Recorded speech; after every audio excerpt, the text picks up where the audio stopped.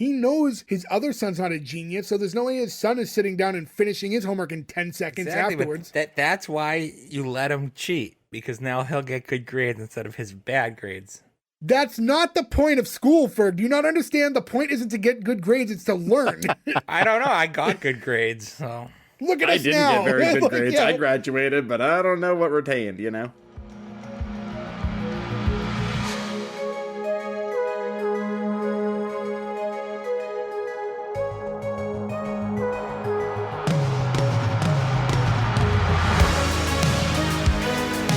Welcome back, everyone, to S1E1, a show where each week we pick a different sitcom, watch just the first televised episode, and forgetting anything we might know about the future run of that show, rate it and decide if it's a show we want to greenlight or cancel. This week we're going to be talking about Smart Guy. Smart Guy went 51 episodes with 3 seasons on the WB. Today we're talking about episode 1, which is called Pilot, originally airing May 14th, 1997. So to get things started, I'm Jake Aggs. With me as always, the boys, most of them, Nick, Ferg, and Joe. What's going on? No Gordo this week. Heyo. Yo. Excellent waddle, TJ. So, I want to address this before we even get any... Well, actually, first off, Happy New Year, everybody! Our first episode of 2024, which is wild because... So, like, when I put out the graphic on our Instagram, S1E1 pod, by the way, to follow us on Instagram and X. So, we always do the coming soon graphic, which is like the next show we're going to do. So you guys can prepare ahead of time. So at the bottom, like when I was filling out like all the little things when I made the original graphic, like it says like S1E1 2021. And I always kind of had the intention of updating it each year. And then I just never realized it until like at some point this year that I never did, which is fine because like the show itself, like it has its origin year. So it's like, that's our origin year. So now to be like in 2024 and see 2021 and go, we've been doing that's this crazy. that long? That's so weird. In the year It's wacky. 2000. Also, is this our first Fanuary? This is, yes, happy Fanuary, everybody. Yeah, so this is the first time we're doing Fanuary. So just to explain, not that long ago, Spotify Wraps came out, and we saw a couple people tagging us, and then we extended out and said, hey, if anyone else wants to tag us as well, or prove that we were in your top 5 podcasts on Spotify, you know, we'd like to give back, and as a thank you, we will let you guys pick episodes. We got enough to cover the month, so we're going to spill a little out of January, actually. I think we go into the first week of February, so we have like 5 of them planned out that were picked by you guys. Fanbrewery. So, yes, that. So, Fanuary is a little extended. Maybe next year we'll just do like just the first 4, or we'll see how it goes. You know, in any event, first Fanuary pick is Smart Guy, and this is a pick from Sarah at IAP, so if you want to check out their podcast, In a Pickle, Dave, who's the co-host of that show as well, guest spot. He's the only guest we've ever had to date at this point. He did the Cheers episode with us. Yeah. So shout out to them. Go back and watch She's it. a super fan, too, so big shout out. She really supports the show. Yeah. So thank you for listening. And our thank you to you is we're covering Smart Guy, which I believe she said is more for her husband. So a very selfless pick on her end. And we can have Sarah maybe co-host with us sometime too, like we had Dave. And if I'm on that episode, I promise not to get as drunk as I did the one Dave hosted, because there's something about having a bartender co-host where I've never been that drunk recording before. That was the Cheers episode, right? Oh, your giant bottle of whiskey and water you didn't expect to get hammered on? I could see myself getting off the rails that night and just being like, nah, I don't even care. I don't even care. We could see you get off the rails that episode too. We do care. We do care. It's the one time. Yeah. So, so Smart Guy, definitely a show I remember watching, but it's definitely also a show I don't remember specific storylines and stuff, but would watch from time to time. Can you refresh my memory? Was Tia and Tamara on the show later on? Or was he on their show later? I believe he was on Sister Sister. He was on theirs, and I'm sure they probably made guest spots because the star of the show is the younger brother of Tia and Tamara. So, like, that in real life. So that's why there was, like, a little bit of crossover. And Sister Sister was a big show. Like, that was a Huge show. very It's a show I'm kind of surprised we haven't covered we yet. will cover. Yeah, we'll for sure cover that show. We have to also do Amen. We can do a whole Jack K month. Jack K. As we get into this episode, this is like star-studded with some of the people that are in it, like the, guest, just small roles and stuff. I was like, yeah, you're like Omar Gooding. Like, people keep popping up. Well, he gets a bigger role. Were you guys Smart Guy fans in its original run? I watched it. I forgot about the show almost entirely, but I did. I really did enjoy it. I don't know why. I always really liked Omar Gooding.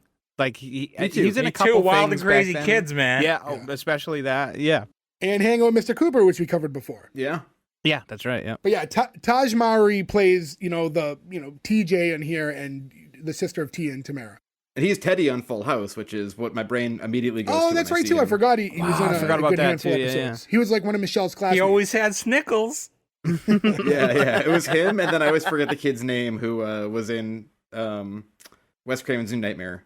Was her other friend. Oh, yeah. Shoot. Who recently just starred in a He really just cool came out fan with film. he came out with the new fan film. Yeah, that I really enjoyed. I forget his name. Hey, we'll edit that in later, but No, we won't. There's not going to be a point where we just go, and it's just a name. no. But if you say that, people will just expect it, and then it's like the Yeah. Mandela thing. They'll just think we did it later. Quick, there's nothing on Rotten Tomatoes as far as ratings. Kind of an older show, so I can see how that happens. IMDb had this in as a 7.4 for, that's all kind of fan rating as well. I can see that being a fair score for this. And we'll get into it as we go along. I always miss this. How many seasons did it go? 3. Three. Okay. It's one of those shows that felt like it went longer. Were they like 22 episode seasons? 51 episodes end up coming out, so it's just a different world. 51 episodes now would be 5 seasons of a show, so it's Yeah.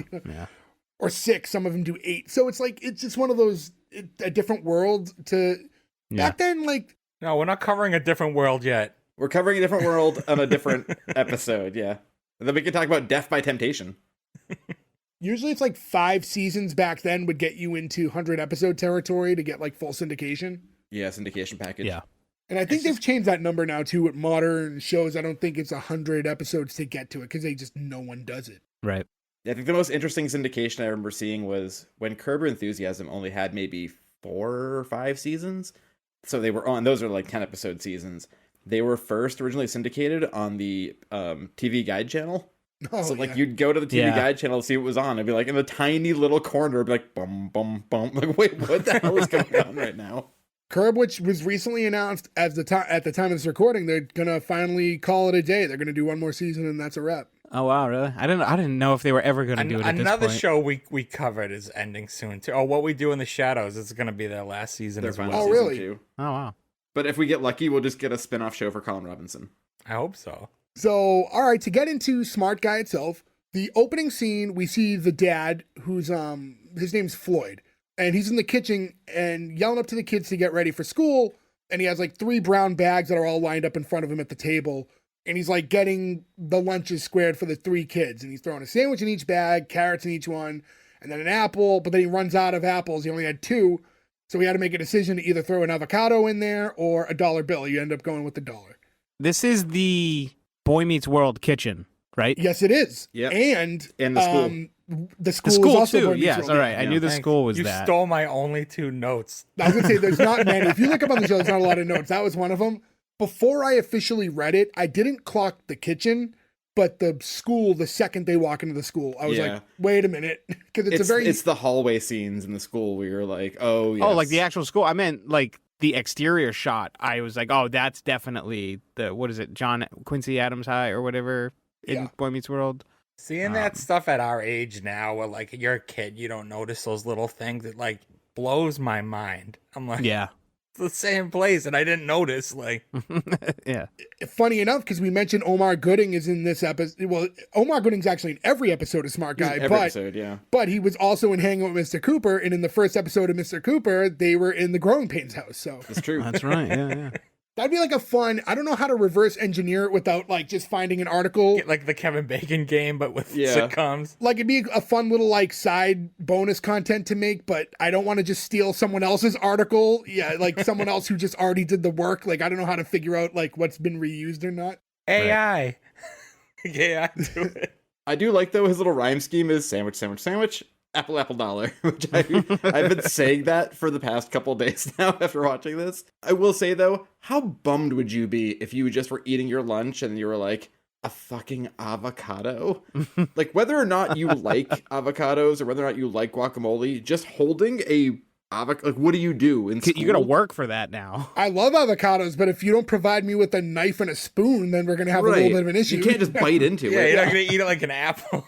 Right, it's like getting a potato or like an onion or something. Like you can't just bite it. But I've had many avocado just as is, just cutting it in half and then taking the pit out and scooping it with a spoon and eating it. It's one of very few vegetables I don't even know if it's a fruit or a vegetable, but it's one of very few healthy things that it I'll is a eat. fruit technically. But we remember being in high school, and this was around the same time, right? Because we're actually the exact same age, pretty much for the most part, as TJ here. There was not a knife sharp enough given to us as kids to cut open anything like that in school. Yeah, but we could have threw it at someone because that's exactly what we would do. It was avocado. It would have thrown it at some kid we didn't like. It would have broken his glasses, and like a 10-person brawl would have broken out. We could have mushed it up, put it on his seat. So in that's any middle event, school. during this is when the first son, Marcus, enters, and that's played by Jason Weaver, who he's had some major roles outside of this. But you know what his most major role is, don't you? I want to say the Jackson movie, the 50-hour Jackson The movie. on 7-hour VH1. movie. What did you just say? Wait, who's coming? Who's making a return to the podcast? Yay! Oh, hey everyone, it's Casper Jackson. Oh, Happy New Year, Tito. I'm so glad to be back on the podcast. Oh, with my boys. Oh, did I say boys? Oh, bye. I hope you did this loud enough for your wife to run in the room and punch you. I'm genuinely a fan of Casper Jackson, so I appreciate it. When I came down after watching the episode, I was like, do you know who's in this? And she's like, who? I was like, you know that Jackson's the American Dream movie? And she was like, you can do it there, you can't do it here. Like, it was immediately she knew where I was going. Despite that movie being 7 hours long, I will never shut it off if I Oh, see it's it great. on It's at very, any very point. good. What a perfect sick day movie, yeah.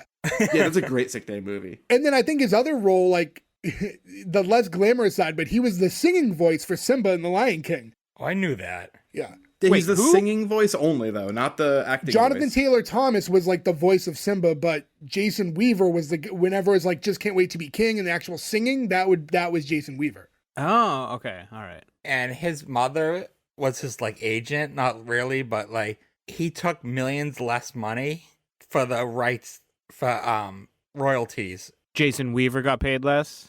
Yeah, so he still makes a lot of royalty.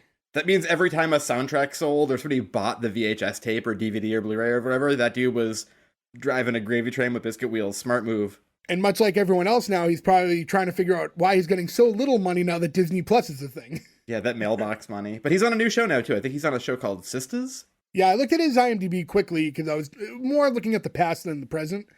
Why not the future? He refuses to grab one of the bags. He said that he eats from the vending machines, and his dad's like, "What about the 3 food groups?" I was like, 3 food groups? 3. The other thing, too, in this modern time, I mean, we think about when we were kids, you could buy all sorts of garbage and soda. You can't do any of that in school now. There's snacks and stuff you can buy, but you can't buy, like, you couldn't go buy a Coke or something. I don't think you can buy Doritos anymore. Remember when we were in middle school, we didn't have, we could get soda out of vending machines, but all the way down at the gym only. Yeah, you had to work for it. I remember wanting the cherry Cokes so bad. Having to make that walk the whole way. Yeah, I remember in like high school we had like the soda machines and the Fruitopia machine, but yeah, no, we had, Fruitopia, yeah. And then Gordo's not here, R.I.P. but Gordo's grandmother was the snack lady. So Yeah, yeah. Which is it's funny now because that could have just been a vending machine, but they just made it like a job that was manually operated by humans. Yeah. It's nice, but sad to see that automation takes over everything. We had that ice cream machine that was like a vacuum, and it grabbed Oh, it by yeah. a vacuum and came and dropped it. And then if you got like something with a cone, it just broke the cone when it dropped it. You got Choco Taco Salad. Damn it. Immediately. I used to have one of those at my work too, and those machines break constantly. Oh, yeah. There's too many moving parts. It's because they suck. So he's leaving without a lunch, and his dad's like, "Hey, aren't you supposed to give your brother a ride to school?" But apparently his brother doesn't want one. He wants to kind of be his own guy for the first day of school for whatever reason. But as we find out later, it just means he has to take the bus. So I don't understand how that's helping you. I mean, independence. I mean, you're getting an idea though too. I guess they're trying to set up the character a little bit to be like he's in it because you don't. I mean, I think you're supposed to come into this thinking you have no idea who the brother's gonna be or what the story's gonna be. Yeah, but then like the rest of the episode, he's like, "Hey, we're in the same class. Hey, we're doing this together. Isn't that great?" So like you'd think he'd be excited to like get a ride from him. Well, maybe it's the parent in me, but I was very upset that he let the kid go by himself. I thought the reveal was going to end up being that he lied. Like he came down and be like, yeah, you said Me you didn't too. want to ride for your brother. He's like, what do you mean? Like, I thought that was going to be what happened. I agree. That feels way more likely. And then before Marcus leaves, his dad kind of clocks the fact that he's trying to impress some sort of a girl because he's like doused in his cologne. It's like, when you use your old man's cologne, you gotta, try to not bathe in it. That's a weird thing that you do have to learn with. Unfortunately, it takes some very big trial and error. When you first are like, I want to wear stuff to smell good, you don't understand how much to wear. You also got to learn not to spray yourself in the eyes when you. Yes. When you use the same cologne for an extended amount of time as well, you like naturally get adapted to it. So when you smell the same scent all the time, you don't notice it as much. So those same 2 squirts, which would have been more than enough, you don't know that, so you overdo it because you like, I can't smell anything. Also, come on, they're in high school. They're taking baths and like with Axe body spray. Oh, it's all Axe body spray. Was Axe body spray around yet? Yeah. 96? I feel like it probably was. Yeah. Oh no, I'm thinking our high school. Probably not theirs. Oh, when we 'cause were in they're high school 90s. for sure. The Axe brand was first launched in France in 1983, but came to America in 2002. So not yet. No axing yet. But I do remember there being aerosol bottles that looked more like the kind of bottles you spray a cat with when they're being bad. There's of, probably like an scented old stuff. spray That or was something. Bod. Old Spice back then. Bod. I'm a bod Yeah, man. I was just looking up bod actually. That was that beat Axe by 2 years. That was 2000. Oh, maybe it would have been more successful if it didn't have those really weird bottles that was just a torso. Yeah, they just like little Yeah. mini Windex bottles. Hard to keep in your backpack. Next, we get the daughter walking in, and it's weird. When you look up her name on like IMDb, it's not, she must go by her middle name on the show because it says Tasha is her character's name, but she's only referred to as Yvette, which is her middle name. And I don't know if that's a pilot thing or a late decision. Yeah, it's like Tasha Yvette Henderson. Yeah, but her dad calls her Yvette later, so I'm just going to assume that's her name for the sake of this episode. She's 25 in this. Yeah, there's only a 10-year difference between her and her dad, but she does look young. She looks very young, but that's fucking insane that she's 25 in this. And the show goes 3 years, and her character, the last season, her story arc is that she graduates high school. So she's At 28 graduating high school. Here's the thing. Kevin Home Alone again, and he's only 35. So even though she's like, would you say 25 in this episode? Yeah, she's born in 72. So that's fine. She's 25, whatever. She looks young. Regardless of the fact that that's her actual age, what I don't like is this girl who runs into the shot who's perceived to, she's supposed to be like 16. And you just hear one guy like, oh, like in the studio audience. And you can realize if you listen to it, it's just the one person. And you definitely get that as he's doing it, realizing, oh, they're not all going to do this, and tries to cut himself off. Yeah, this is very much a, it's like in The Office when he's like, Stanley, that picture of the schoolgirl next to your desk. Like, that's what it feels like. The guy was like, you just read this one wrong, bud. Yeah. And then she's also going to skip out on grabbing a lunch. I will say this. I find this character is completely underserved in this episode. You see her here. You don't see her again until like the 11.5-minute mark. Where when she popped back in again, I was like, oh, right, there's a sister here. It feels like they kind of they did not do a good job of giving her a good role in the pilot. It had been so much time, I didn't realize it was her when they did the cheerleading part.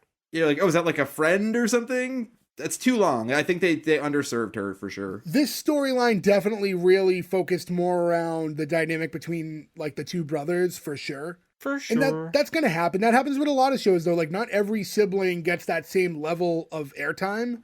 I mean, it's better that she didn't just go upstairs and never come back down again, right? We've seen that happen before, too. In that very house. My question is the character necessary at that point? I think for the rest of the show, but I don't really remember her. I saw a lot of the show. I don't really remember her. She's not that memorable. She's like a poor man's like Hillary Banks. Like, I knew someone was going to draw the there, comparison, but I think people just jump to Hillary every time it's like I'm fashion concerned and stuff like that. Like, that's the character. Yeah. It's pretty one-dimensional. But I don't think Hillary was the first, but I think that probably became so Oh, no, she's popular definitely not that the she gets the credit. first. Yeah. But well, I think that the reference to her is really obvious because on the day she graduates high school in season 3, her older boyfriend, who's also a newscaster, does propose to her while bungee jumping and does unfortunately come under a bad accident while doing so. So in this episode, she's apparently dating someone named Miguel, but she also, like I said, she also decides she doesn't want lunch. Doesn't give a real reason. Dad assumes it's going to be the vending machines, but she says that's only like where the dorks eat. Dorkritos? At lunch, she's just smoking butts in the back. We all Oh know. yeah, she's definitely just like smoking in the corner. He goes to pick up her bag and it's like super heavy. And he's like, whoa, you have this many books already? And she's like, no, it's 7 pairs of shoes. And this outfit goes with all of them. It's like 7 First pairs. eye roll of the episode. That was a little strange. That's not a good joke. And then we're getting all the kids one at a time. Now she leaves and now we finally meet TJ. TJ's the actual star of the show. He is the smart guy. And when they're talking, like he's the only one who wants lunch. So he ends up getting to be the benefit of this and he's getting all 3. That kid weighs like 8 pounds and he's like 4'3". How is he gonna eat 3 sandwiches, 2 apples, and an avocado? It does not make sense, but he is so stoked about it. And Dad's and $1. And $1. Dad's like, hey, I know you didn't want Marcus to give you a ride, but like, you think I could give you a ride? And he's like, would you let, Grandpa drive you to work? He's like, no, because he would like embarrass me while I was like, driving. He'd be cussing out other drivers. And I don't know. It's like, is he saying like he's worried his dad would embarrass him? Like, cause his dad seems like pretty level-headed. It doesn't matter about being level-headed. And he's going to high school for the first time. He wants to be older, right?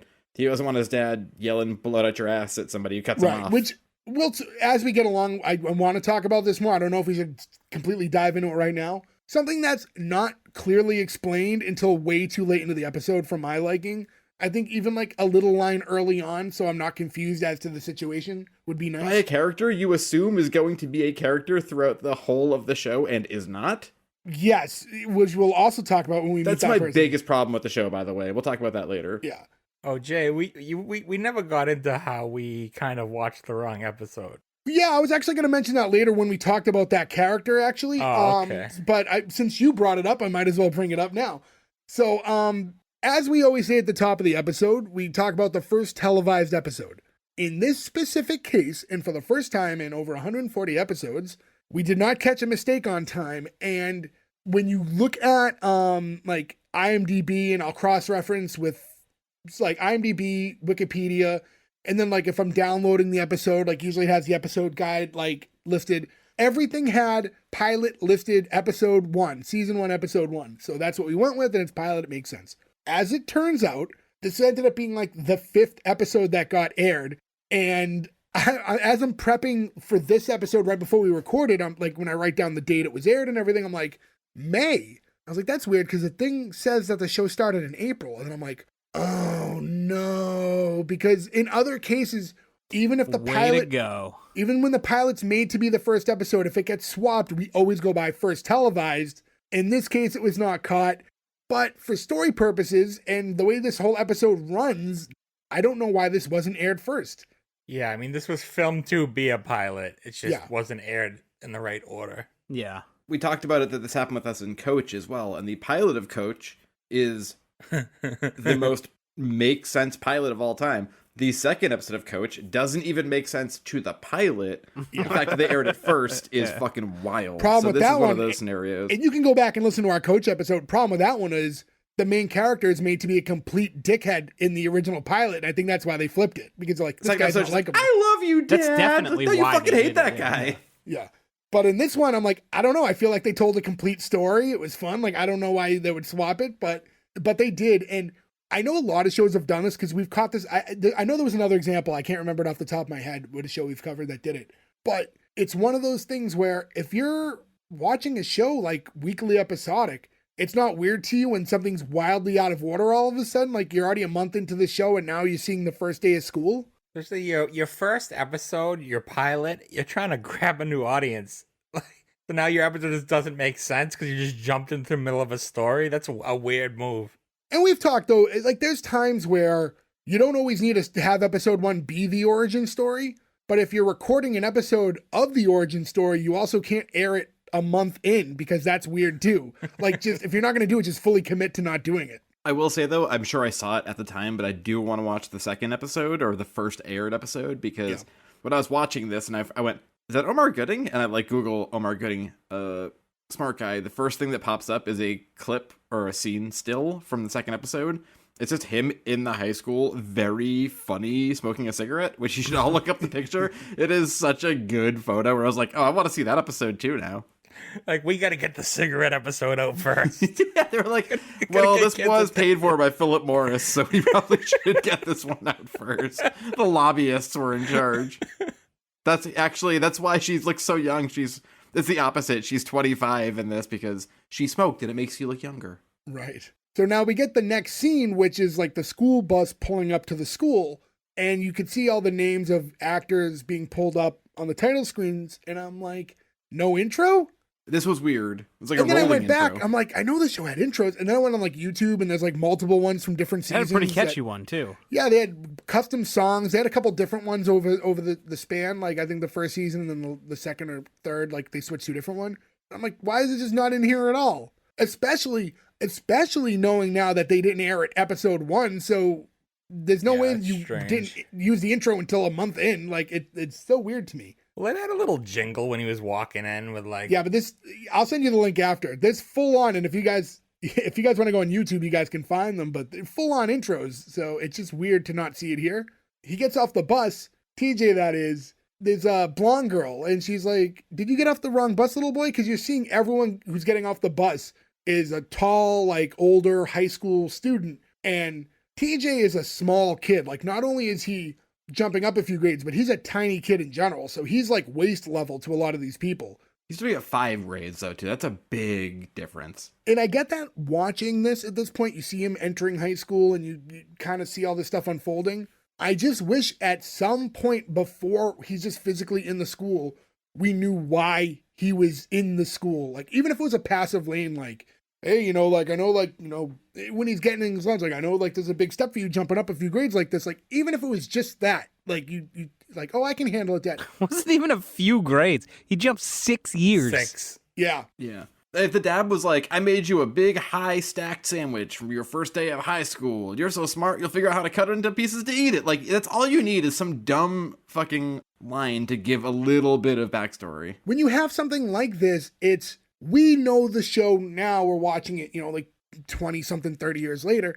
But when you're watching this for the first time, you're sitting there going, huh? What's going on? Like, why is this kid in the school? Like, I just don't understand why there wasn't just a little bit of a line explaining this. I didn't really think about that because obviously I just knew just from knowing what it was. Yeah. But yeah, they didn't touch on it like I'm at trying all. to put myself in the mindset of like fresh eyes, you know what I mean? And if I knew nothing about the show, which we try to do, I just felt like they did a poor job explaining the situation. How did they determine 6 years? Like, it's like, oh, he's too advanced for this grade. Let's move him up 6. Yeah. Like, If 4th grade wasn't challenging enough for him, how about 9th grade or 10th grade? You're like, wait, what?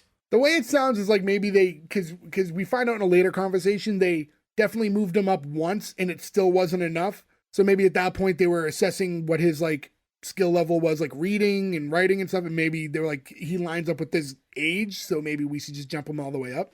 Also, just side note on Omar Gooding, I didn't realize, I knew they were related. I didn't know he's Cuba Gooding Jr.'s brother. Oh, you didn't? I thought they were like cousins. I mean, they look pretty like close. There's definitely a family resemblance there. So he has that interaction with the girl in front of the bus, and he just kind of writes it off as that he was transferred. It doesn't quite explain, like I said, like the situation, but whatever. And now we get inside the school, and we mentioned before, I didn't clock it in the kitchen so much. The second they were in this hallway, I'm like, this is a Boy Meets World school. One thing about this, too, and it happens in Boy Meets World, it happens in Saved by the Bell, it happens in this.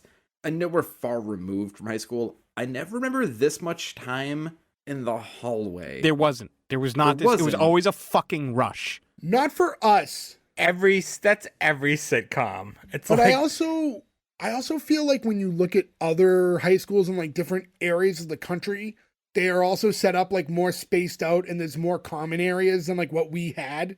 So I think that might exist. This takes place places. in DC, though. It's not like it's that much of a different place. Right. Wish we could be like in Welcome Freshmen and sit by that tree in that random mall that was also inside of the school for some reason. Yeah, there's a mall of the school and stand-up comedy happens every morning.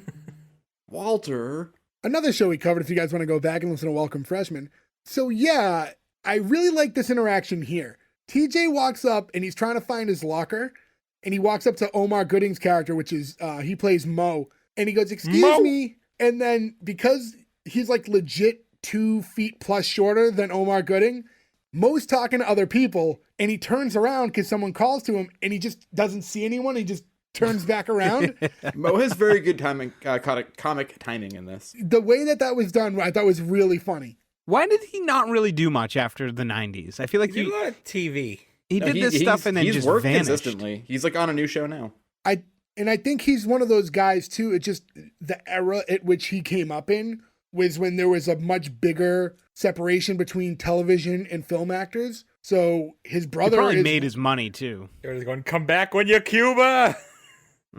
His brother did movies all the time. He was, especially when he was younger, had long reigns on multiple successful shows. He's in legit every single episode of Smart Guy. He had a long run on Hanging with Mr. Cooper, Wild and Crazy Kids. Like he was working a lot at a young age. Yeah, he's still working a lot. Jesus. And just in like 2022 alone, he's got like 20 credits. If you look at every single person who's in this show, they're consistently nonstop working actors. Yeah. From I mean, again, we talked about the sister being way older. I mean, she's a recurring character in the Cosby Show starting in like 1986, which is fucking wild, right? And now she's still working. It's crazy. And I think what happens too sometimes is like, I don't know Omar Gooding personally or anything like that, but we always kind of look at it like, why didn't they get more work? Like we just assume that everyone wants to work their asses off until they die. And like, maybe he was like, I'm doing pretty good. Like maybe I'm going to just take a few years off and enjoy my life and then maybe get a degree or something and then get back into acting later. Or just like, I'm comfortable. Why would I work more than I have to? My mortgage is paid. That's what I would be doing. But yeah, he had a super strong career going on, especially early on, like I said, with those other roles. He was in Ghost Dad, but I feel like a movie I can probably never watch ever again. Yes, you can. Separate the artist from the art. I feel like it's really hard with Bill Cosby, though. That is too involved of a conversation for us to delve in at the moment. Well, he went into the name. All I said was separate the artist from the art. You see, if you separate the art from as Joe brings back impressions, we forgot how great his Bill Cosby is. Theo. And now, Joe, all right, let's see if you can pull off Casper Cosby. Oh, I can't. No, it's gonna be bad. In any I'll work event, on that one. I'll actually come up with. I'll workshop that one for next time we need to. Do me a favor, don't. Please do. So again, TJ says, "Excuse me," and this time Mo turns around and catches him, looks down, and he's like, "Hey, I'm looking for locker 412." And he goes, "What are you?" Which I thought was really funny as well. I'm Batman. So they have a brief exchange. He shows him where the locker's at. And then you get the situation where the lockers are stacked 3 high. And he has the top locker, which is, to scale his size, is so high up that he wouldn't be able, like if he jumped in the air and had his arm straight up, wouldn't be able to touch the bottom of this locker. FYI, this is how I felt in high school, and I did not skip 6 grades. To be fair, though, you're taller than this kid, and the kid who comes in, this is like a weird forced perception thing, because the kid who comes in, who he like makes the trade with, is probably like 7'4". He's like the tallest human being. Well, yes, he's a much taller man comes in, and he Giant Gonzalez walks in. There's an opportunity to switch lockers, and he says, I'll save you from a lifetime of back pain, and they swap. Nick, as you mentioned it, I'll say, obviously, like you're still shorter than the other 3 of us, but I forget sometimes until I look at old pictures of us, like I was like half the size of you. It was a much more significant height difference when we were younger, and I mean, in all fairness, you caught up more than I think even you expected at that time. You caught up more than Gordo did. That's why I keep Gordo around. He makes me feel tall. It's funny though, because Nick, you remember one time you mentioned like some website that was like clothes for people who aren't tall, and everybody here still fit the clothes on that website. It was like, for short people who are 5'8" and below, we're like, that's not crazy no, short. It's under 5'10" is the website. Yeah, under 5'10". That's I was gonna say I'm not under people. 5'8", but I. So the next scene, we cut into the classroom, and we see Marcus flirting with this girl Mariah. Did you guys notice, or did you have to look up? I figured Joe knows because he does homework. Ferg, there's no way you did any back homework. Do you know who Mariah is? Mariah Carey? Nope. Mariah in the episode. Think of her with a backwards hat on. Think about her at like maybe I feel like I looked away while she was on. Did she date Will and Fresh Prince? Maybe think of her if she was in some sort of like an outside summer camp type of situation. Oh, was she Telly on Yes. Salute your shorts. Neat. Yeah. I knew the This thing face too. came It's like apart. I never put two and two together. The hat backwards, and you can like see her right in your head. I had to look it up, but the Oh, second I yeah. saw her, I'm like, I know this girl. Like, I had to look it up immediately. I couldn't place it at first, but yeah, she We was Telly haven't from done Salute Your Shorts. Shorts, right? No, we haven't. No, we've only successfully done two Bill and Hey Ted. Dude and Welcome Bill and Freshman. Ted. What? we've done two Nickelodeon shows. Yeah, Ferg's having a stroke right I think I might be. Did Ferg just ask if we did Bill and Ted?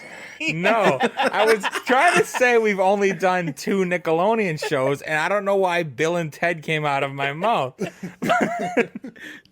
Because you want us all to be excellent to each other. Party on, dudes.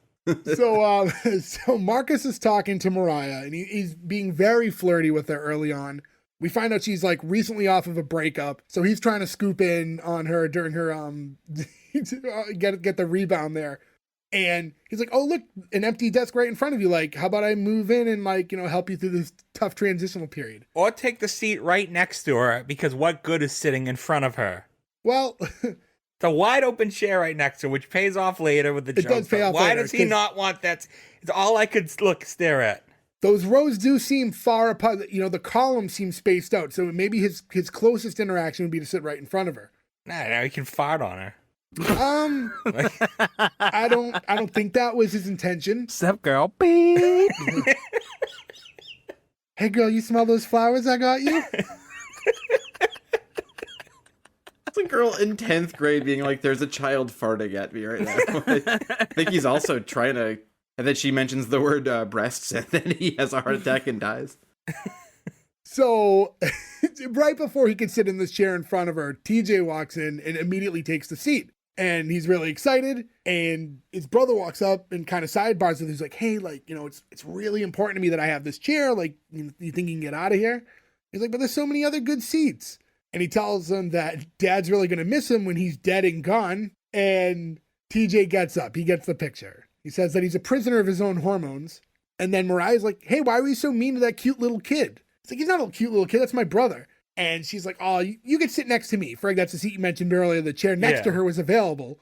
And then the crowd even gives like a, ooh. Like, yeah, do you think that's going to be the love story? Like Mariah and TJ are going to start dating? That's the will they, won't they of the series. Yeah. No, we'll talk about it soon. The will they, won't they of the series is destroyed. But we'll talk about that momentarily. Also, I do want to say this. Do you know what never works out? Pushing people who are academically genius to a much higher level than they should be when they're young. Do you know a perfect example of who that is? The Unabomber. I was Ted just going to Kaczynski. say, Ted Kaczynski. This is a classic example where they were like, well, you're a fucking genius, man. You should just go to college when you're 15. What could go wrong? I don't know. There's a whole bunch of packages that didn't go right. You know what I mean? Like, you can be mentally smart, but not mentally able to handle those situations yet. I think this is a bad situation. I think you put people at a very bad disadvantage in this. I don't like him being like funny, flirty with the girl. I can see this going poorly. That's actually, like you said, him being funny, flirty with the girl and stuff. They paint this picture like towards the end of the episode. I won't get specific because we'll cover it. That he has all these hardships in school, but he has none. He has a very easy time the entire time he's there. And that's one issue I have with the show. Like, I think he should have been bullied by Mo. I think he should have been... He's had a much harder time. Yeah. I think it should have been closer to Corey on Boy Meets World's experience. I feel like that's exactly though. I feel like that's the road more traveled. I feel like they went less traveled, and I like if Mo was just a dick to a little kid all the time, it would get old. You know what I mean? I will say and Mo is a dick in this episode. And he's not a dick in any other episode though. That's another weird thing they do with him. He's like an antagonist in this one. He's not. Yeah, he kind of turns into just part of the family. Yeah. The thing is with TJ is I think his problem isn't that it's like school's not going to be tough for him. Obviously, he's a genius. It's that sense of belonging because no matter which way you slice and dice it, even if you're friendly with other kids in the school, you're not going to be hanging out with them. Like you're totally different age at a really weird transitional like age for these kids. Yeah, but he's got friends his age. He's got his basketball friend. And Right, but when you go to school all day, you're not going to be around any of them. So you're kind of alone socially in school. School is for learning, not friendship. Also, one thing I will say, you mentioned this, Jay, you were like, school's not hard for him. Well, that's a problem too, where they're like, we moved you out of 4th grade inexplicably up 6 grades because it wasn't challenging for you. he's doing homework and he's like, done, done, then I don't think they picked the right grade for him, because it seems like that's not challenging for him either. So what's but then where do you take him from now? Like TJ goes to college. Yeah. He just joins. This is right around the time of Saved by the Bell, the new class, right? He can hang out with that weird football RA they all hang out with, who's like 42 for some reason. 40-year-old, the poor man's ogre.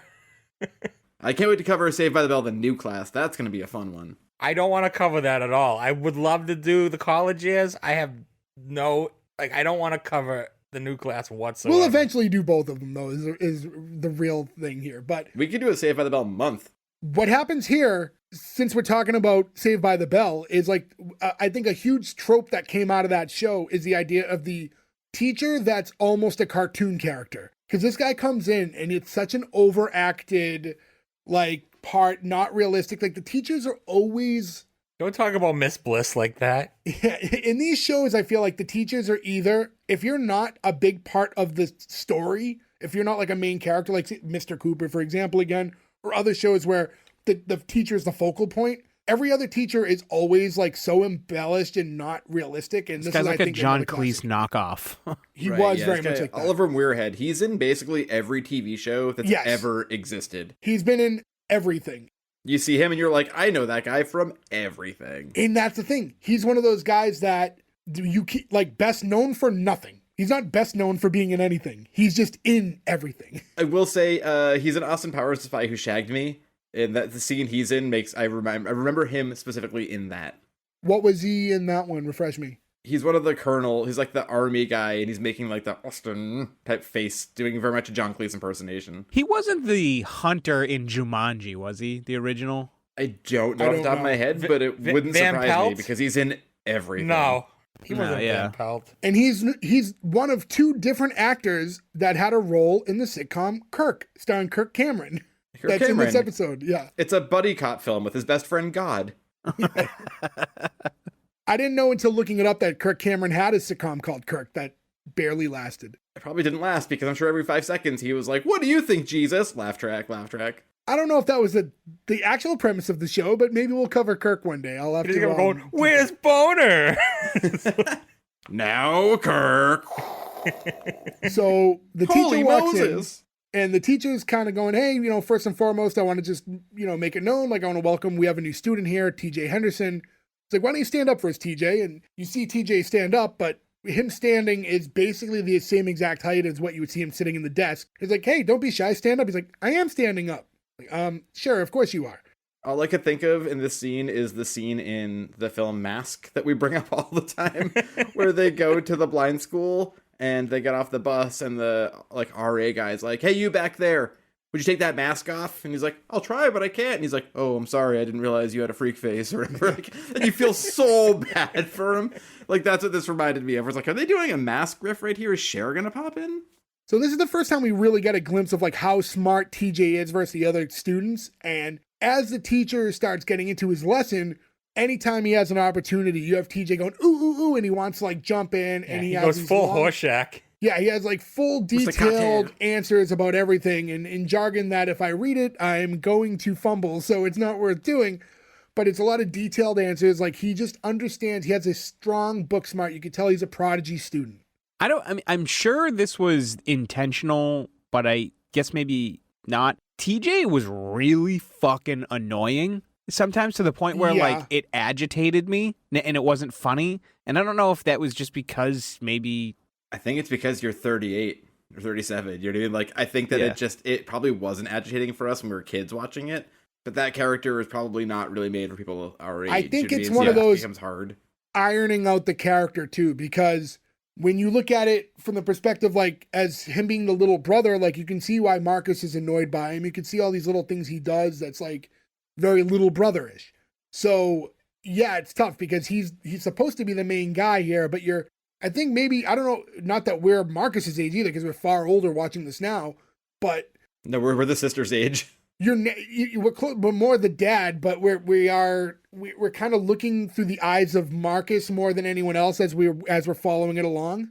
Yeah, I mean, he annoys me throughout most of the episode, except for when he's the penguin, and then I go, ah. The penguin stuff is very redeeming. He's adorable. During this classroom scene, and he's giving all these big detailed answers, you see Mo turning around and talking to Marcus, and he's like, your brother's smart. Like, what's his IQ? He's like, I don't know, like 1,000. And Mariah behind's like, oh, I know who my next study buddy's going to be. Yeah. Will they, won't they? I mean, I guess if she's under 18, it's still legal, right? Just because we just talked about it. The dad is 34 during this episode. Holy shit. Yeah, so he's younger Yeah. than us, yeah. No, right. Hey, speaking of legal, did you ever see the episode when he gets like almost abducted by the pedophile trying to sell video games? That's a very talked Yeah, about that's episode. it's one of those, probably the most talked very about thing special about this episode. show. I was It's a yeah, very special episode. yeah, you know, down the line these days, I think it's probably the most known from that show. So now in the next scene, we see it's like class is over, TJ's walking down the hallway, and he runs into the guidance counselor, Miss Williams. She's kind of just checking up on him, seeing how everything's going, and it sounds like Miss Williams had a large part. We find out that she did, but in this scene already, we kind of see like, maybe this is her experiment. She's the one who kind of put him in this situation. So she feels obligated to check up on him and just make sure that he's doing okay in this transition into high school. This is where you feel immediately like, oh, this is his ally at the school. This is going to be a major component of this show. And then later on, you're like, oh, and she's the love interest too. And then fucking and nothing. she's gone. It's fucking crazy.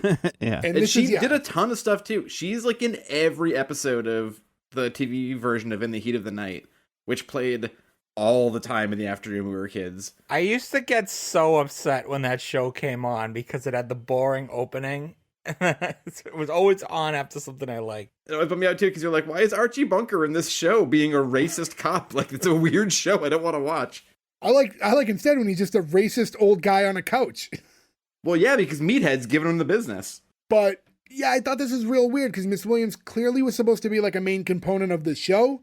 And then I don't know what happened from the pilot episode to the next episode when they went to full production. But for whatever reason, they just felt that she wasn't a fit for where they wanted to go with the show. I have a suspicion, and I'll get into it a little bit later. They're talking, and it's just this idea of like, you're amazing, like, you're so grown up and so mature, and then it immediately cuts to him in a different class, and he's getting in trouble because he keeps giggling. And then we come to find out that he's in like health class, and whenever the teacher says the word breasts, he can't help but laugh. And I actually thought this was pretty good for the character because it's like, obviously you see the visual, but it's like the real reminder that even though his brain is elevated and he's like this prodigy and he's so smart, at the end of the day, he is a young boy. And I think that like this was the only time that like they did a good job of like reminding you of that in this episode. Yeah, that smart is one thing, but developmental at a certain age is different. Yeah. But also, would you not laugh? I feel like I found myself laughing too, being like, I mean, I'd probably giggle a little bit. Or like, I'd elbow one of you and be like, Like, you can't like leave it on the vagina. Well, no, it's more Penis. the Billy Madison, right? Where it's like Mrs. Heine or Mrs. Fanny's, whatever. And all the kids laugh, and then it goes like, all right, now turn to page 69. He goes, 69. What are the greatest? Man, you forget about some of the jokes. And it just shows you that, like, What day is it? November? You grow up, but you don't necessarily mature. It's just, you just laugh at a different part of the book, right? It's like, Although I will say, if they deep, went, man. he's like, now class, what's he keep laughing at? And she was like, now class, turn to page 69. And TJ started laughing, the show would have been so fucking crazy. So now, because of his laughter, we see that he lands himself in. All right, you know what? Fuck that teacher for not being a little bit more understanding. That you have you send him to the office and call his fucking dad. But all these, like, I would assume you're not told, like, hey, we're bringing in this special kid. He's young and he's this prodigy. It's more like.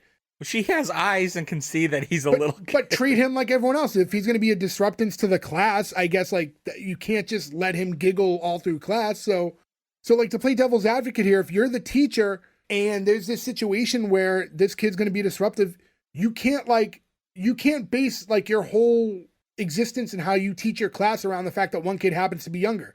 You're there to be slightly health more class. understanding, though. I'll send him out of the class. I ain't gonna send him to the principal. That's all I'm saying.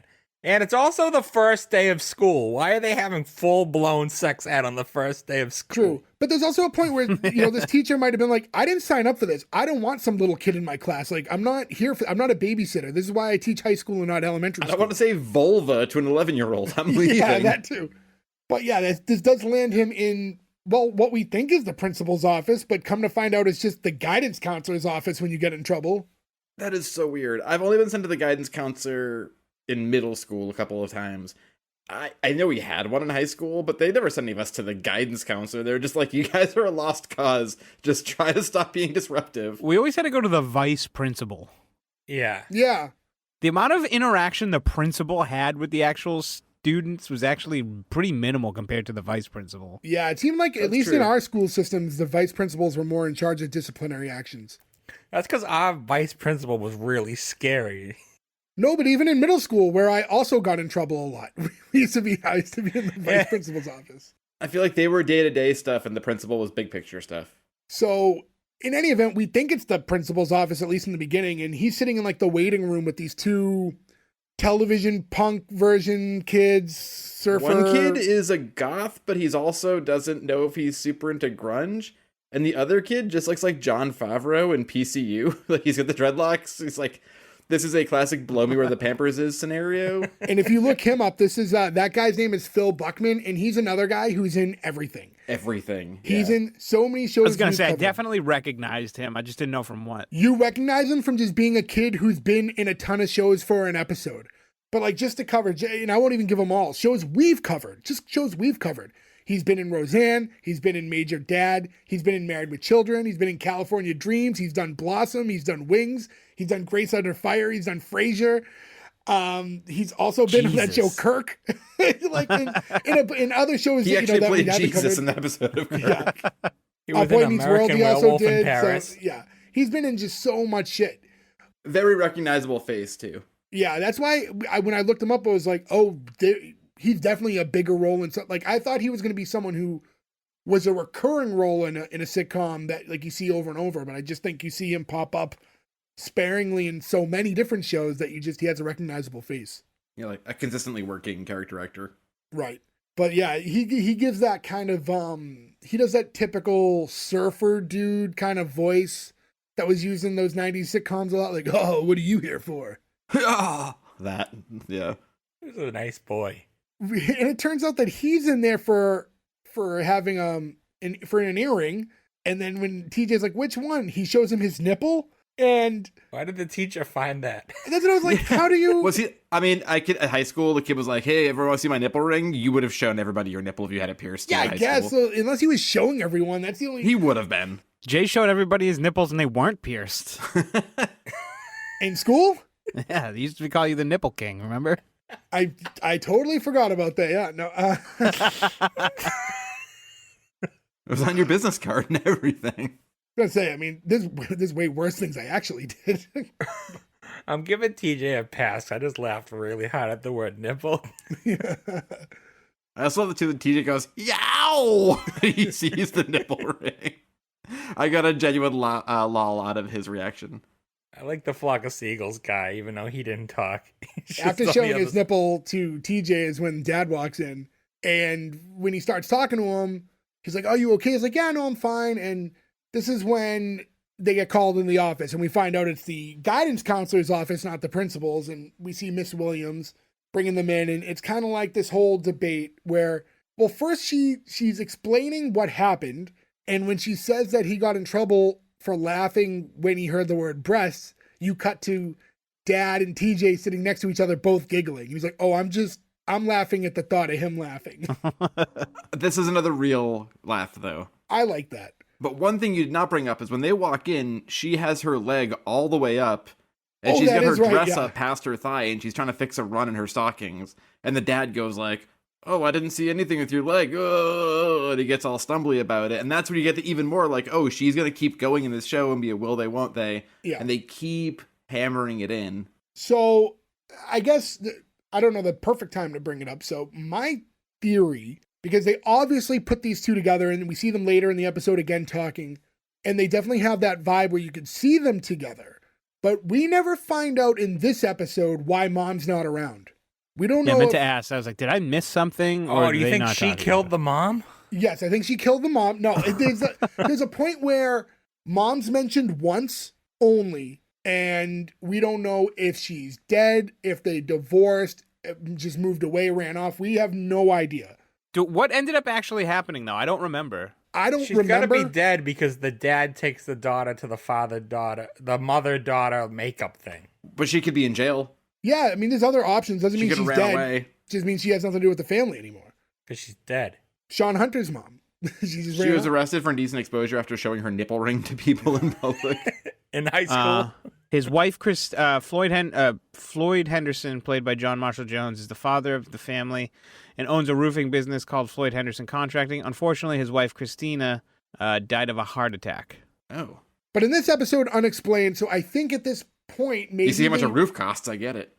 Because of Full House, you are trained to always assume if the mother's not there, that she's dead. But it's also a matter of, in this case, and depending on where they wanted to go with the show, because we've seen, I think like Blossom was another one where the pilot, remember the pilot, the parents were together, but then when the show picked up later, it was one of those, they flipped it around and they wanted the single dad. Maybe And the brother wasn't as much of like a... Yeah. Yeah. So maybe the intentions were we want the dynamic of the single father. So if we give him a love interest right off the bat, like it throws everything. And I don't know, but my theory watching it was maybe that caused a ripple in what they wanted for the house dynamic to be. So if you kind of gave that like mother-ish character to the show, it took it away. So they didn't want to like tie him up with somebody right away. Well, there was a story arc where Miss Williams actually becomes a failed comedian who's actually not very funny and moves into the alcove into their house. And it didn't work, so they wrote it off. Cut it out. So you're a big fan of Dave Coulier has a watch along Full House podcast, right? Are you still caught up on that? Yeah. I've signed up to his Patreon. He has a Patreon. This is for $5. I can call him whatever I want a month. And I've just been draining my bank account on it. You leave him be. I will say this. Almost at the exact same time, like it was like he launched a watch along podcast, and then so did Jodie Sweetin and Barbara, the one who plays Kimmy Gibbler, whatever her name, but it's Barbara something. But like the two of them, like two different watch along Full House podcasts, like are competing with each other. I'm sure, like if you're a diehard fan, you're going to listen to both anyways. But I thought it was really. I weird love they Full launched- House, but Wait, it's the timeout. How many times have we all collectively seen the intro to Full House? Maybe her a million. name is. We have read her name 50,000 times. Why can't any of us She think of wasn't it? important enough to know her name. It doesn't matter. I don't think you that's still correct. saw it. I think that we read it every time. That's. I mean, in I know fairness too, Jodie Sweetin and I was going to say. Think of a Candace, lot but of not- huge shows. I can't tell you the names of most of them. Like. But she got a character card, though. It's That's Andrea different. Barber. Barbara. Oh, and I thought it was Barbara. Okay. I was close. But if you get a character card where they show your face and put your name under it, that's different than knowing characters who don't have that, right? Yeah. Like I don't know Vicky from Full House's real name, but I never saw that 8 million times because she never had an intro card. All right. So what was Eddie Winslow's real name? Because he got a card. Edward Winslowski, Chicago. I mean the actor. I know Polish. his is Darius McCrary. the sister from Growing Pains. Sister from Grow. Kirk Cameron. Kirk, because I brought up Kirk a couple times. His sister. Yeah, I don't know. Yeah. The mom from Growing Pains. She had a title card. Anyone who's not Alan Thicke and Kirk Cameron, tell me their names. Ellen. Boner. To be fair, though, we all watched Full House, I think, more than Growing Pains as far as syndication goes. Wait. Time out. Isn't there... So, TJ's brother's name in the show is Jason Weaver in real life? Jason Weaver is Marcus. Right. Isn't that the dad's name on Oh, no, Seaver. Jason Seaver. Seaver, yeah. But it is Jason, right? Jason, yes. Yeah. Jason Weaver is the heir to the Weaver chicken enterprise. You know, after we covered that episode, I can never see him the same after he freaked out in the jail. It, like ruined him. Now he's like an angry dad to you? Yeah. Damn it, Yeah, Mike. that's a weird thing to rewatch. Damn it, Mike. You think it's because Michael Seaver's name is the same as the first name, so you felt like he was yelling at you? It hit me. Damn it, Mike. If he was like, "Damn it, Greg," you wouldn't have cared as much. Yeah, it wouldn't have clicked with you the same Now way. you feel like you're being I'm reprimanded. like, I'm yeah. sorry, Dad. To get back into this one, yeah. So after they giggle together at the word breast, that's when she's like, maybe we should talk one-on-one, and they see TJ out, and they're kind of having this back and forth, like, maybe this was a bad idea. And the teacher still, or the guidance counselor, Miss Williams is still very like on board with this process, but the dad has his reservations, like, this is what I was afraid of. And now they're kind of going back and forth. And this is when she explains, like, hey, we tried. 4th grade wasn't working either. We jumped him up there and he was bored and restless and he was acting out and that he needs to be challenged. So we get some backstory finally, but we're also like 11 minutes into the episode and we're finally kind of digging into why he's even in this situation. Do you think they just misunderstood him? Because, like, I don't know, in 4th grade, we were also bored and restless and challenged. Yeah. You think if when we were all 10 years old, they were like, I don't know, fuck it, put him in high school. Maybe we could have been geniuses as well? No, I would have not done well. Behind the scenes, outside of what we're seeing, I think there would have been multiple tests and things to figure out his IQ and to determine that he was capable of doing this. In 6th grade, I think if it were allowed, they'd probably send me back to 3rd grade. I mean, they barely eked us out of, some of us out of high school. Some of us didn't make it all the way through anyway.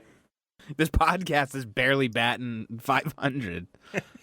So as they continue to talk, Dad's just saying, like, listen, I understand. I just want to do right by him, and I'm not really sure what that is. And she's like, you're doing the right thing. I think ultimately, like, high school is going to be great for him. This is the exact kind of nurturing that he's going to need. And then they open the door and he's like talking to that like surfer punk kid again. And he's like, so like, you make sure you like heat this up. And like, he's giving him like an earring to like put into his own nipple. Like when he goes home, like, here, little bro, like pierce your own nipple. I mean, he is correct though. You do want to sterilize the needle first. That's true. I have had 2 piercings done with needles in people's kitchens or bathrooms in my high school years. So I just imagine the next episode is going to be, TJ has to go to the hospital because he has an infected nipple. Was there any overlap between this and Full House? Judging by how old he 96? was, like, I don't think so. Yeah, I think this is right after he was Teddy. Could be close. Well, no. So Full House ran. Didn't it end spring of '96? No, yeah, it ended in May of '95. So yeah, just okay. right So after. right after? Yes, we're a year apart. After that great episode with the horse riding accident, that was such a bad way to end that show. Well, that was when he started acting up in school, so they moved him up a couple grades. He's like, my best friend fell off a horse. That's all right. Now you're in high school. So the next scene, we have TJ and he's in the kitchen doing his homework, and that's when his buddy walks in. And he wants to play basketball with him, but he can't because he has homework to do. And his dad's like, oh, he can meet up with you as soon as he's done.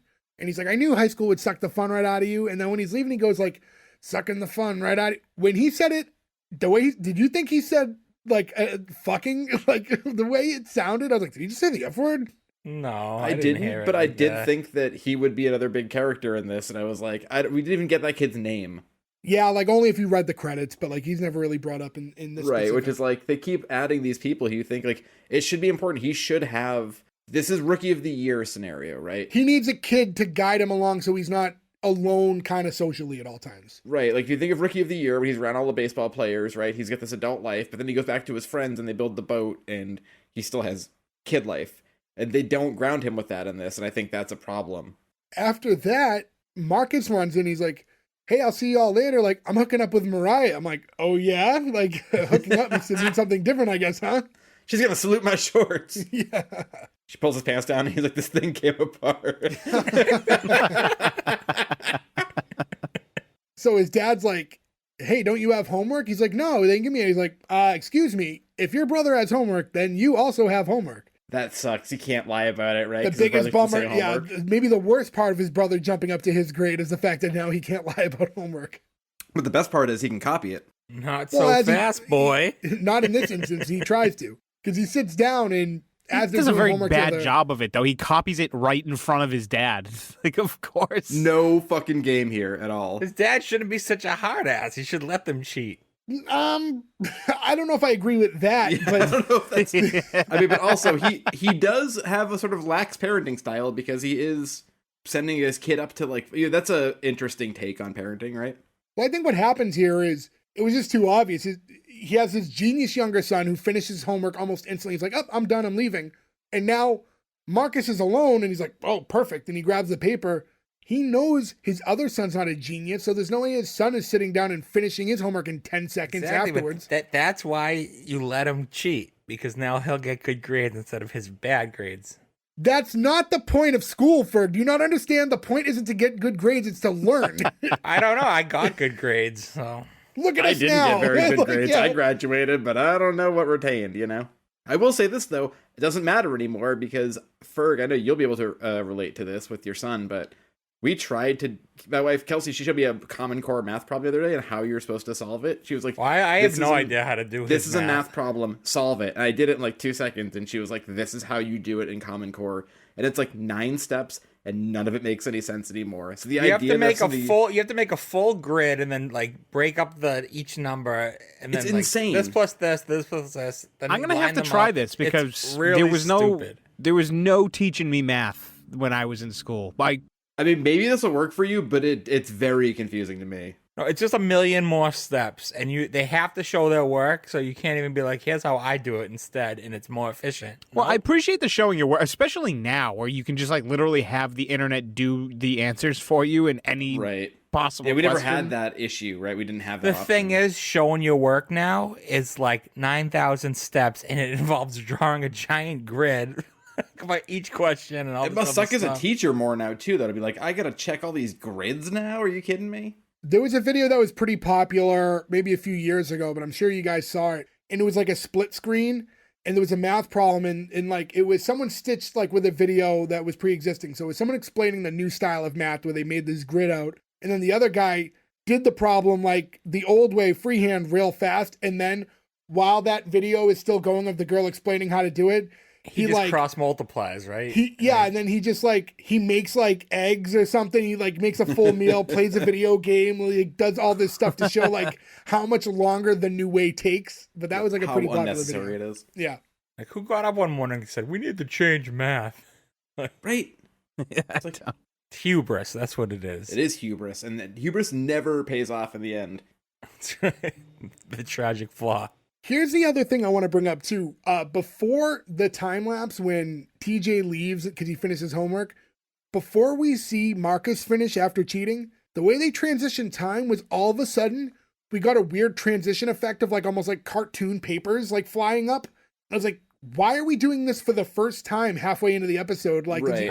I must have blinked. I missed that. It was I the missed that only too, time. yeah. It was the only time they That's did the a only weird one. transition. The rest are all just black transitions. Yeah, everything else is standard except this one time it's like cartoon papers fly up real quick. And I was like, what the fuck is going on? There should have been a little notepad that was like, ding, it's been 11 minutes. We're halfway through the episode. Bring the only female character back in again. Yeah, but he doesn't make her do her homework. Well, she's older. She could have finished already. I couldn't remember, like, because I don't think it was explained. I was to assume Marcus is the oldest, and She's then... older. I think she's older. I'm not sure though. Okay, So they're in 9th grade. She's in 10th grade because the 3rd season, she graduates high school. He can't be in 9th grade if he's driving. He's not Is he driving. driving? He wants to yeah, I don't drive. think they said he was driving. He's in driver's ed. Yeah, he's in driver's ed because Omar has a car though. Oh. Because there's the fight with Mariah later. He's like, "Can I walk you home from school?" And he's like, "Can I drive you home?" But he was gonna drive TJ to school at the very beginning of the episode. I don't know if And it then was... TJ wanted to go by I think himself. take him to school. 'Cause Take he him takes to the school. bus. Could have just, maybe just walked. Yeah, he was just gonna like go with him. Oh, okay. So I guess the way I perceived it, because in the front of the episode when they're all grabbing the lunches, or not grabbing lunches, but I just assumed they were going down the line in age. So because we saw Marcus first, I just assumed he was the oldest, and then it worked their way down. But regardless, that's not the case. Like he's like, I have the most interesting kids in the world. I have an 8-year-old who's in the 9th grade and a 25-year-old who's in the 10th grade. It's like a real scale. So what happens here after that transition of time and the dad kind of catches him cheating and stops him, this is the first time that we see the frustration, I think, like real frustration at home with the fact that his brother's in school with him. Because like, he's telling his dad, like, this is like a weird situation for me, essentially. Like, I should be able to get something good out of this now that I'm in the same school as my brother. Agreed. Because he's like, he keeps showing me up. I don't know how I feel about your strong stance towards cheating. Like, not that I didn't cheat in school. I was times, like, but... you didn't cheat your way I'm not through saying high I didn't, school. but I'm also now as an adult not thinking like, man, I should have cheated more. That would have helped me. Like, work smarter, not harder. All right. I see both your points on this one. I can't make a decision. Call it a wash. I acknowledge that kids will cheat when they have the opportunity, and I did the same thing, but I would not be an advocate for it. But again, pre-cell phone, we had to work for that cheating. I copied a friend of ours' homework every morning in homeroom throughout high school. I just happen to be a very good test taker.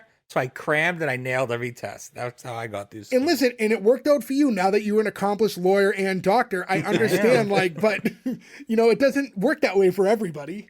I forget what it is. They keep playing some commercial. It's like it's not like up here only, but it's some commercial for like some law firm will fight for you. And their whole tagline is like, do you know why we're so good? Because we've got the most lawyer doctors out of any organization in the country. You're like, how many are there? Who goes to school for both? That's insane. It is a weird common thing, though, I think. I don't know why, but it is. Because some people are addicted to school, and that's the only way to stay in school as long as humanly possible. Like, but I get that during Vietnam. You know what I mean? Where it's like, now I'm going to be a lawyer. Now, oh shit, I'm done. I'm going to be a doctor too. Like, well, I bet the basic credits you need for each are the same, and then when you get to the upper levels, it's where it splits off. So maybe you could probably just do like 2 more years and then round it out or something. Who knows?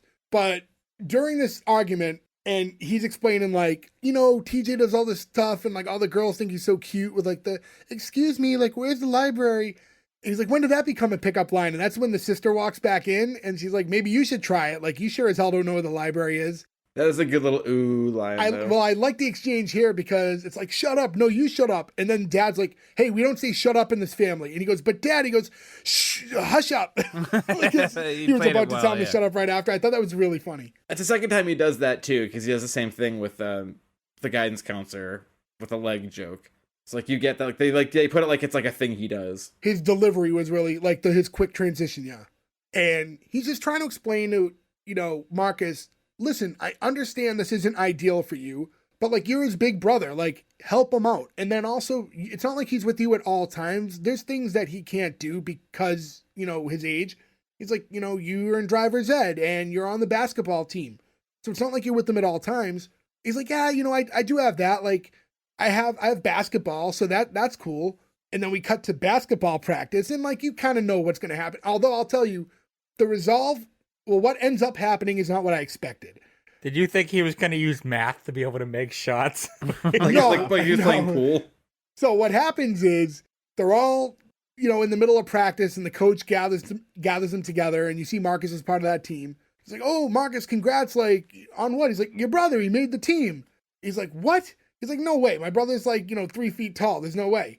He says he can't even dunk a laundry basket. And that's when he comes out in this little penguin costume. It's so cute. It was very cute. And it is very cute. We see that he's going to be the team mascot, essentially. I thought because he's so smart, he was going to be like the assistant coach or something like that. Like he has all these plays. Does that happen eventually? Because I kind of allude to it at the end of this episode, but I don't know. Yeah. Oh, when it just abruptly ends? Because he becomes like a statistician at the very end of the episode that makes no sense, yeah. Right. So I kind of thought that's what they were going to do with him because it just made sense for the brainiac kind of way that he is. It's like, well, it could have been like Mike. It's like, I want to be like Mike. It's like, oh, I used to be called Mike. Oh, Casper, not now. Get out of here, you rascal. All the girls are flocking to him like, oh, you look so cute. You look so cute. And now Marcus is snapped. So now it cuts to him running back home. He goes into the kitchen, which, by the way, like I said, there was that weird transition earlier with the papers. This one had the only time there was a transition with like music that was just like, it was just like this fucking fast guitar riff out of nowhere. It's the pilot, man. They're throwing everything at the wall. Yeah, they're just like, trying to one figure of these out what will works work. here. They should have made penguin noises the whole time. Yeah. It should have been Danny DeVito going, you gave me all the signals. Like, wait, what's happening here? No, it's a lot. Marcus throws his papers down and he's pissed. And his dad walks in because he hears it. And he's like, oh, well, I know you can slam, but can you dunk? He's like, this is the worst day of my life.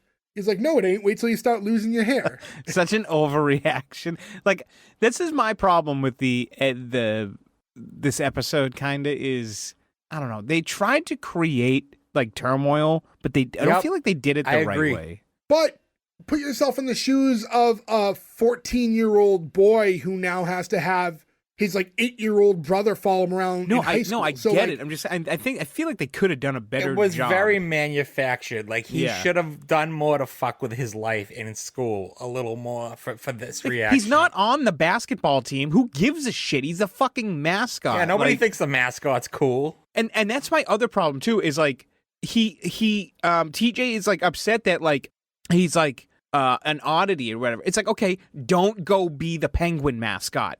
Okay, you're already weird and out of your element.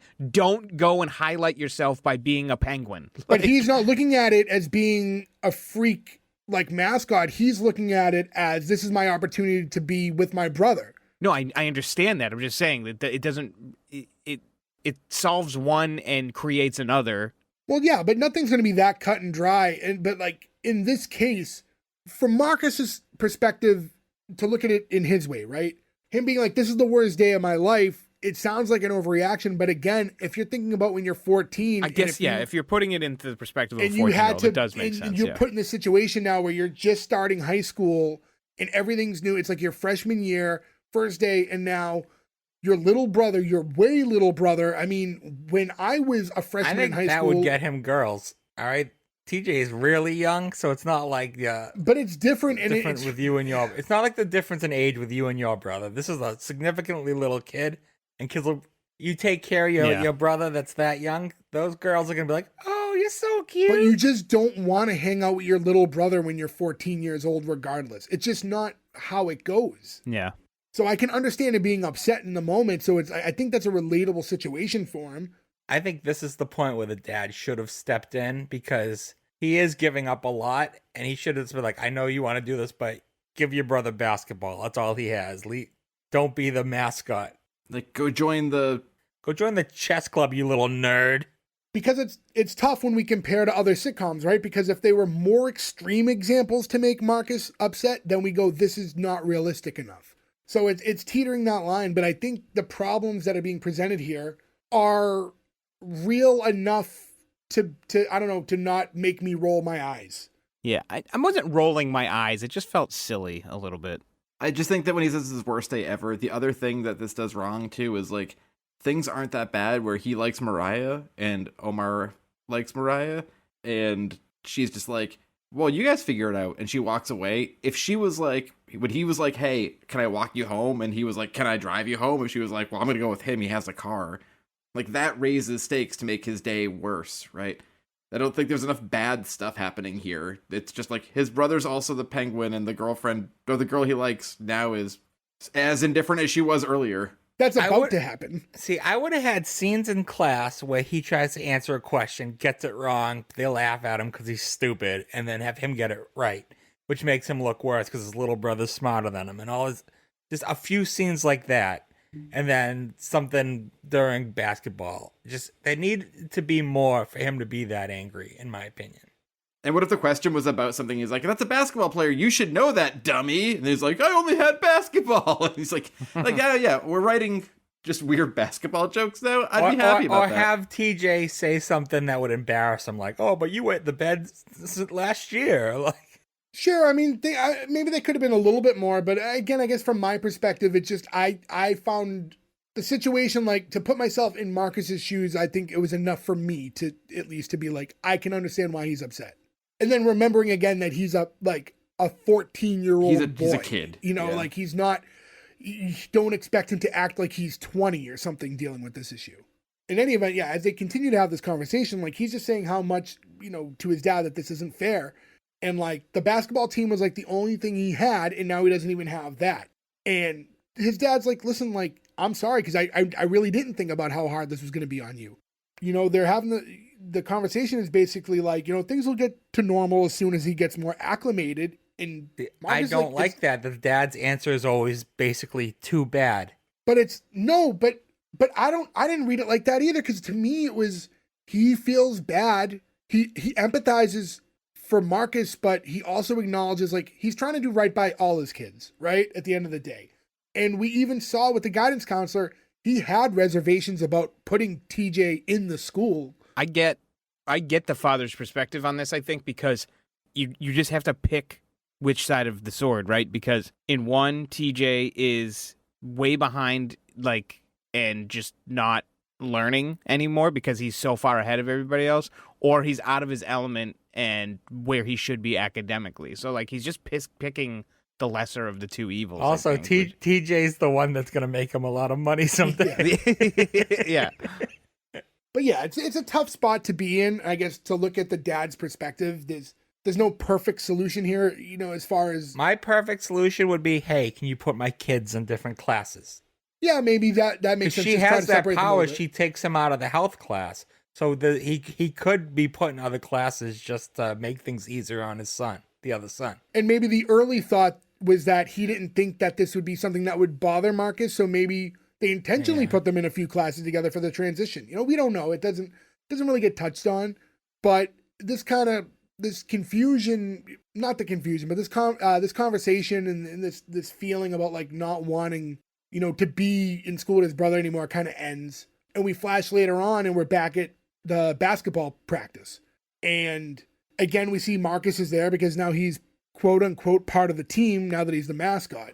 And I kind of was like, why is he in full uniform for a practice? Like, he's like, why do you need to put on a penguin costume for practice? Because he has to practice with the cheerleaders who are also doing their routine and practice. You can do that out of uniform. They're not in uniform. Like, yeah, they are. No, not here. They aren't. They are later on when we cut to the game, but here they're just in the regular clothes. Are you sure about that? 100% positive. All right, I'll take your word for it. I thought they were. But in any event, this is going on, and he's excited, right? TJ's perspective's different. He's happy to be doing things with his big brother, especially where, again, you look at it, and he doesn't have any friends at the school. So, you know, obviously, if he's going to be with anyone, he's going to at least want to be with his big brother. He's like, isn't this great? We're on the same team. Like, we get to ride the bus together. And he's like, and I didn't just get this job because I'm short. I also can do a great penguin impression. And like the screechy noise he makes. I'm not even going to try it. I'll blow up my speakers. No, there was no way I was going to try to do that one. I can only imagine, like, the sound for our listeners compared to the scene from Dumb and Dumber when he does the most annoying sound of ever in the car. It's too high pitched to the point where I know I'm just going to fuck up the microphone. So I'm not going to try to make like that penguin noise. I don't know. I think you should try it. Joe, can you do that penguin noise? That noise? I don't think that's what he did. The penguin noise that TJ does. I don't remember the one he made. Oh, no, he does the most annoying noise in the world from Dumb and Dumber. That's He what goes, I Exactly. It was perfect. Joe just sat back down, so Joe didn't catch it. So it's, and also, Ferg, I don't know, did you try to make that noise? So that didn't even register. I couldn't get that high. I was gonna say, whatever the thing we're talking through, definitely cut that right out. It's like, no way. Yeah, ain't gonna happen. So, sorry, folks. Sorry. You don't get to hear me high-pitched scream. So we cut to the cheerleaders, and it looks like Yvette's like the captain of the team, but they're doing their routine, and like midway through, you just see like TJ waddling in as the penguin and like dancing in front of them all, which I don't know why, but I found that very funny. Me too. Everything about him as the penguin works. It's very, very funny. I think I'd like the show more if he was just permanently the penguin. Penguin Guy would be a way better show that I would watch week Smart to week. penguin. Smart Penguin. Smart Penguin died on his way from the South Pole. So 2 episodes a season. When this routine ends, that blonde girl was like such a dick because he danced in front of her, like, and took away her non-existent spotlight for a routine in practice. Don't block me. And this is the same girl that he saw coming off the bus first day that they like seemingly She was super got sweet along. to him. She was Yeah, like, "Are she you was so lost?" nice. Like she was like in an air of, "Can I help you?" And now she's instantly like the get out of my spotlight. I'm trying to get attention as a cheerleader. A cheerleader mode, man. He can't get in the way of it. And this is, Joe, you mentioned this earlier. This is the scene where we see Marcus talking to Mariah again, and he's offering to carry her pom-poms for her. It's like, yeah, thanks. They're awfully heavy. And he's like, well, you know, from a distance, they look pretty dense. I thought there was like so many obvious jokes there for her to say right after, but they didn't take like any of them. Like it was like such a softball pitch for the dense joke. That's when TJ should have made a dense joke and have them all laugh, and then that could have been his explosion. You are my density. And fuck you, you embarrass me. So this is the first CW show to say fuck you. So he offers to give her, or to walk her home. And no sooner does he do that, Mo walks up and Mo's like, hey, Mariah, you need a ride? And just the way she handles it, like the thinking out loud in front of both, I'm like, wow, 2 offers. Well, Marcus asked first, but yesterday Mo asked and I couldn't make it. So you guys work it out. But I was on Nickelodeon with Mo. So. Yeah. And the aggro crag. Mo! Different Mo. she's like, you guys figure it out. I'm going to go practice my splits and then cartwheels out of there. She cartwheels out of there, and they do the horny guy sideways stare, look at her thing that feels very out of place in this episode. And then Mo's giving Marcus the, hey man, stop talking to my girl. And it was weird because I'm definitely under the impression that they're not dating, but he's taking ownership of this girl. Like, I call dibs. Because he's handling it as if they're dating. No, they just both have the crush. He knows it too. Right, but the way he's like referring is like, hey, you're talking to my girl. You would think that they were more established, but it's more just like, I also like her, so I win. That's always like, nah, man, I saw her first. And this results in Mo giving Marcus a headlock. And a really loose headlock. A very loose headlock. Maybe that's the wrestling fan in me, but I'm like, hey. Yeah, a lot of daylight in that headlock, like I know. This would look like he's struggling a little bit, but yeah. Cinch that up. Yeah, cinch that bad boy up. And then TJ sees what's going on. He's like, hey. And he like jumps on him. And he just gets on Mo's back and he's like, let him go or lose a nostril. He just starts pulling out his nose. I was wondering what he said there. I couldn't really hear it, but let him go or lose her nostril.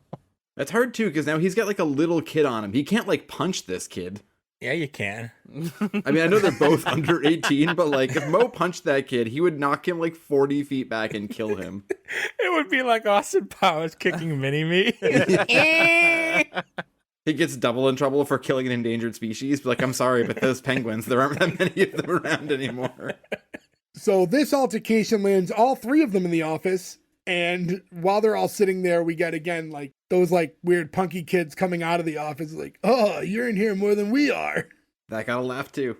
They're so pleasant. One thing about them too we didn't bring up that I really enjoyed is when the first time we see those kids, when the dad comes in, when he realizes that they're getting along, he's so genuinely bummed out that his son is getting along with those two kids that I think that's such a realistic parent moment. That's such just a very nice little throwaway, like, look joke. So when Miss Williams opens the door, it's kind of weird. She's like, hey, I know you have a game to go to. So she like excuses the kids and says, this part is very sloppy to me. You're not supposed to like, the punishment for fighting is not like, I didn't get hey, this either. Yeah, like you have to miss the game. That's like how that's supposed to work. Like you don't get to go to the game. Yeah, that's what every kids high school show has always been. It's like, you don't make the honor roll. You did this. You're off the team. You can't play the big game. I know he should be suspended, but without Mo, we'll never make state. So Mo takes off, and then Miss Williams talks to the father in the office, leaving the two brothers still sitting there. In that moment, they're having a quick conversation, but Marcus he just doesn't want TJ anywhere near him anymore, and basically says, like, I want you to disappear. And then when we get into, like, and walks off on him. And then when we get to the adults talking, it's more of this like, hey, like, let's walk and talk. Like, you heading to the game? and they're gonna just go and watch the basketball game together now. It's just weird. Like they're going on a date? It was very rushed. Like, hey, let's all just go, we'll walk to the game together and sit together. Yeah, it was like the timing got a little weird at the end and they had to rush this in. But yeah, it didn't. As I'm watching it, I'm like, wait, why are they going to the game together? Like, none of this isn't adding up to me right now. Maybe that's why they fired her, because I don't mean the teacher, I mean the actress. I know, but you said that, and in my head, I thought you were positing that she was fired for overstepping her boundaries as she only made it one episode. I didn't get any sexual chemistry between them. I know they're the will really? they, won't they? But it's just not there. I don't see them together. And I don't know. I could see it. I just assumed watching the episode that that's where it was going. And it didn't flag me as weird or anything. And it wasn't until I was done watching it and doing the rest of my like homework when I realized that she doesn't come into any other episodes. Yeah, I just assumed she was. I didn't remember her because I haven't seen the show in 20 whatever years. Right. I just assumed that she was like, oh, this is like the love interest character, and she helps the kid. Like, it's perfect because you can get her in both scenarios in the show. But no, they just dropped that ball. Yeah, I just thought it was one of those situations where they probably just didn't want to give Dad a love interest. But I could be wrong. For all I know, the next episode, he could meet a girl and like that's what going on. Definitely remember him having a love interest at one point. I feel like you can't have a show with a single parent in it for 3 seasons and not have them have some. Yeah, at some point. But maybe they didn't want to rush it. Who knows? There could have been a bunch of reasons. now, after everyone's dispersed, we cut back to the game, and we start by seeing the cheerleaders, and now we see Miss Williams and Dad sitting in the bleachers together. And again, it was just that, like, I'm like, okay, so they're gonna date. And it was just so it's so weird that she's not in any other episodes.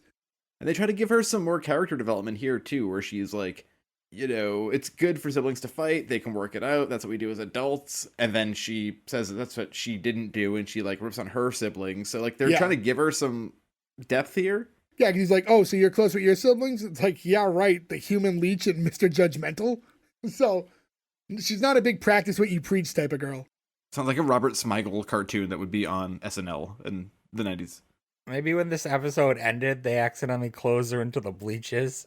And kill her off. This episode is, we're going to be at the Mrs. Swinton Memorial Gymnasium after school. So what happens is, as they're talking, the sister runs up to her dad and is like, hey, like, TJ's under the bleachers. He's really upset and he doesn't want to come out. This is my issue. She shouldn't have found him. It should have been TJ's missing. And that should have upset the brother, like, oh no, what did I do? He feels guilty, blah, blah, blah. Because there's nothing to change the brother's mind and make him forgive him and be like, listen, blah, like, I'm sorry, TJ. They immediately know where he is, and he goes under there, and everything works out fine. Yeah. The fact that him being missing would have made the brother worry. I like that play, Oh, yeah. I love my brother, this, that. And maybe he could be the one that finds him. But also, I guess off camera, he could have just found out from his sister the same way the dad did. Like, hey, like, I don't know what happened, but TJ's really upset. And maybe like off camera, that's when Marcus finds out, like, oh, you know, like I upset him by telling him these things. Maybe I should go talk to him. But no, I get what you're saying. I think there's other ways they could have maybe made the situation work. Well, like the dad's basketball date, it was very rushed, and I didn't like that. I didn't like the whole second part. I think there is an element of the pacing gets a little weird at the end of this episode, and maybe they just wanted to do too much in this one episode. They crammed a lot into the last, like, 2.5 minutes. Yeah, the whole under the bleachers discussion is like the ethos of the entire series, almost. Really, like it's the. I mean, you already talked about it too because they've touched on it multiple times in this episode. Like, I get it that you don't get it, and I'm sorry, but this is how it has to be. You need to help me. I need to help you, and that's it. Yeah, I mean, essentially, because, yeah, Dad goes down there and they have the conversation, and it's, you know, he feels out of place, and he thinks everyone's laughing at him, and he doesn't fit in here, and his father's trying to explain to him. I know, like, I said it before, but that's my issue, is that's never shown. He's pretty happy in high school the entire time we see him. Yeah. He's happy. The brother's not, but he has been happy the whole time. That's true. I mean, that's true. And, you know, it should have been more like, maybe this argument should have been more focused on his relationship with his brother. Maybe because there is a disconnect here with why he's upset versus how he got there. But, you know, in relation to the conversation that's happening, his dad's like, hey, you know, listen, like, we all feel like misplaced, you know, from time to time. It just, you're in a situation that it's a little more obvious to people because of it's just not as common. And he's telling them, like, you know, I felt weird at the mother-daughter makeover thing recently at Saks. So, you know, we're all in these situations. And we talked about this before, and we looked it up, but I think it's weird to tease that something's going on while mom's not around, but not tell us. But there was definitely a time issue here. So maybe this episode needed a little restructuring and chop a little bit out for the next episode, because I think there's some key pieces that we're not finding out. I think I would have liked to have known why he was in high school sooner and where's mom and some of these other things. And also, maybe like, the kid who's like, you're sucking all the fun out of your life, whatever, right? Like, that kid could have been there in episode 2. And you could have given him, like, a couple more lines to understand what was happening. You didn't need that in this episode. And instead, we have 30 seconds that could have been used to explain more of the backstory in a pilot. Sure. While this conversation's going on, Marcus shows up. And he's like, hey, like, what's going on? Like, you got to run out there. Coach wants us to all rub on your head for good luck before we run out there. And that's when he's like, I'm not doing it. I'm going to disappear just like you wanted. And that's when he's like, Dad, you mind if I talk to him for a minute? Which I thought Dad was going to leave, but instead he just, like, scoots over. And he's no privacy, no chill here. He's like, well, yeah, I have to. He's just like going, la, la, la, la, la, blocking it there. And, you know, they have, like, a little bit of a makeup conversation. And he's like, you know, whatever, I was just mad. And, you were always smart. And like the one thing I had was that I was like 6 grades ahead of you. And now like I don't have that. So now I'm like, I have to get used to this transition. And TJ says to him, okay, and I just have to be more sensitive to the fact that you're dumber than me. He's like, that's all I ask. I thought that was really good, yeah. Yeah, there are some good lines that work, and that is one of the better ones. Kind of all ends properly in that he's like, all right, I'm going to head out there and put my penguin head on. And father's congratulating Marcus on handling the situation with his brother well. And then there's the little gag of them, how they're both smart, and then they stand up and like hit their heads on the bleachers. And TJ, who's significantly smaller, doesn't have that issue and kind of waddles off as the penguin. So no trouble for getting into a fight in school still. Not even the dad yelling at them. No trouble. Why don't you go play the basketball game and then be the hero of it? Sports come first. I mean, to be fair, that is very true, right? So now we cut to this other scene, and it's like the final huddle of the game. And the coach is saying like, hey, we got 18 seconds left, and they're going to give the ball to number 35. They've been doing it the whole game. We can't stop them. And this is when TJ walks up and goes like, excuse me. He's like, I know how to stop number 35. And the coach's like, whoa, not now. And now Marcus championing for his brother all of a sudden is like, no, he's really smart with this stuff. And that's when TJ explains like, hey, 89% of the time he gets the ball at the top of the key, he drives right, crosses over, and then he goes left. And the coach is like, is that right? And all the other kids like, I don't know, I guess. So he's like, so next time he gets the ball at the top of the key, like let him cross over, and then Marcus can steal the ball. And then coach is like, okay, sure, let's do that. And then we just see that play in slow motion, like happen exactly as expected.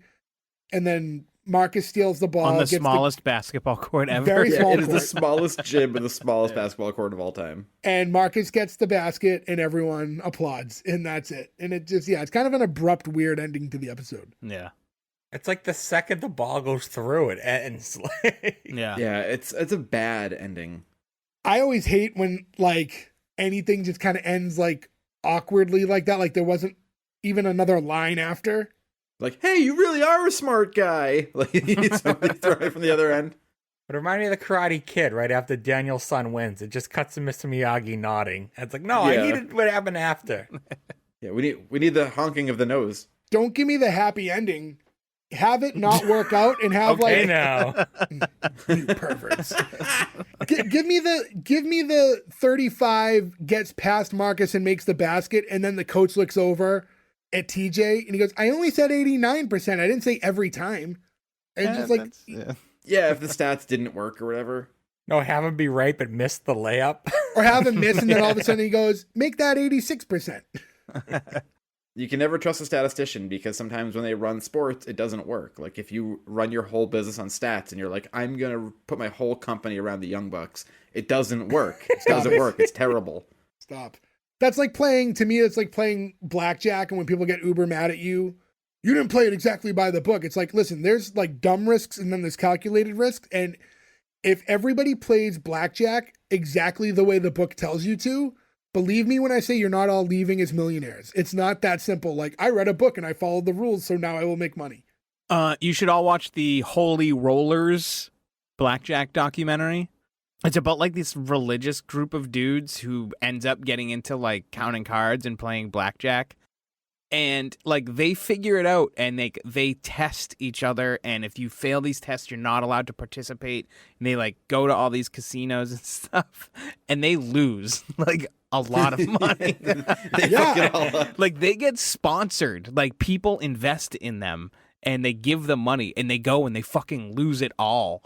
Like they do. Like they were successful, I think, more The times than they house want. always wins. Yeah, but it's an interesting documentary because they're really weird dudes too. Oh, well, yeah. Weird religious weirdo card counters? You kidding me? Unless something is 100% accurate, then like even heavy stats, like they're meant to go against you at times. But in any event, yeah, that was the end of the episode, and I don't have a lot of other stuff to say about it just because there wasn't a lot out there and we covered a lot in the middle. So unless you guys have anything else you want to add. I just want to add that we mentioned earlier, but it does make me happy when you see a show like this from 20 years ago and everybody has just had like a good, decent, keep working career. Yeah. Whether or not you like this show or you didn't, sometimes I get bummed out when people are on these shows and they're real bad or whatever. It's like, and they never worked again, where you're like, oh, bummer. everyone seems to keep going here, whether this was a good or bad experience for them. It's nice to see sometimes that like it did help to like push people forward, and that's always a nice thing to see. Oh, and also the guy who created this was one of the writers for Mama's Family. So Oh, well, that's that. Oh, how dare you? I was on the fence. You may have just sealed the deal.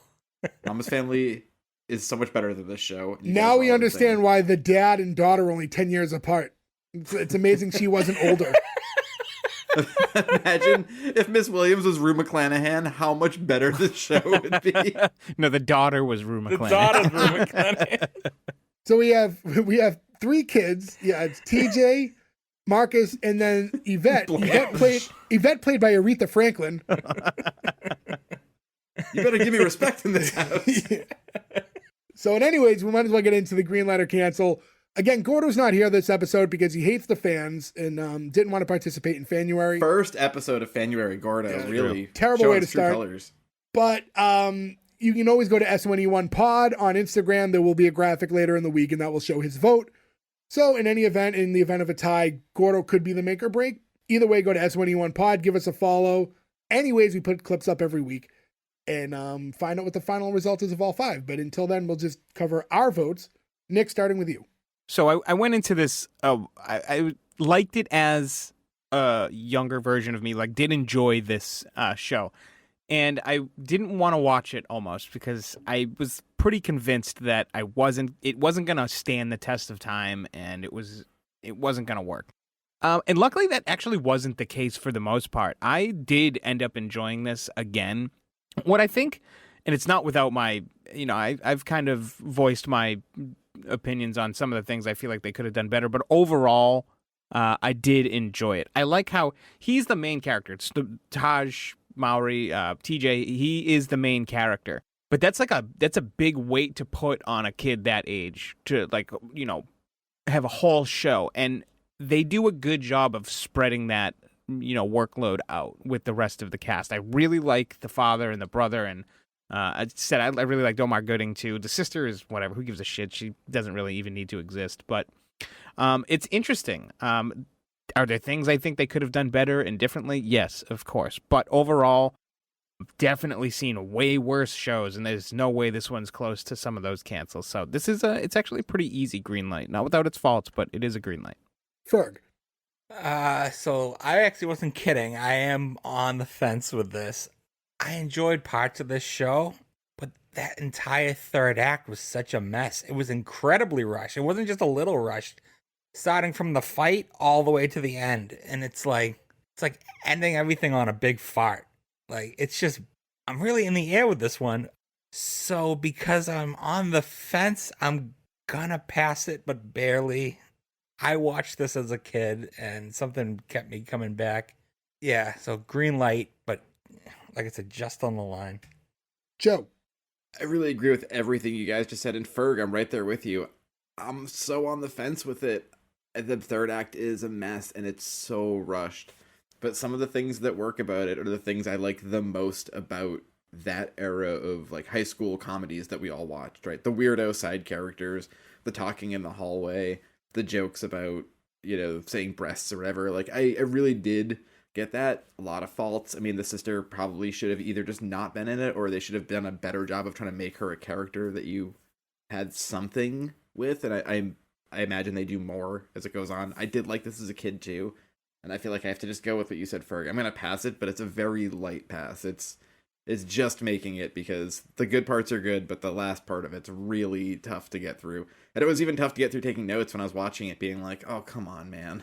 Then I can always tell when I'm done because my notes get much more scribbly, where I'm not taking them as specific. The lines get a little blurry, but yeah, a very light pass, but a pass. Yeah, so, I'm in a similar situation where you guys are, and it's weird because I can't help it because I always watch the episode twice. Sometimes the second viewing affects it different than when I first watch it. And I think I started liking it more when I started watching it the second time. So yeah, there's definitely faults. We've said it, not to just keep, saying the same stuff over and over again. But there were definitely points where I was like, okay, I don't like that they're not explaining to me why he's in this situation. I don't like that I don't know where the mom is. There's little things that the end was a little rushed. There definitely could have been structural changes to how this episode was. It could be a little messy at times, but it wasn't so messy that like I was clock watching and stuff like that. I think there was a lot of potential. I think all the actors had good chemistry with one another. I'll say, like, not knowing until after I watched it and kind of made a decision, I don't like that Miss Williams goes away, because I feel like if I was to continue watching the show, it's going to completely change the dynamic of the show now.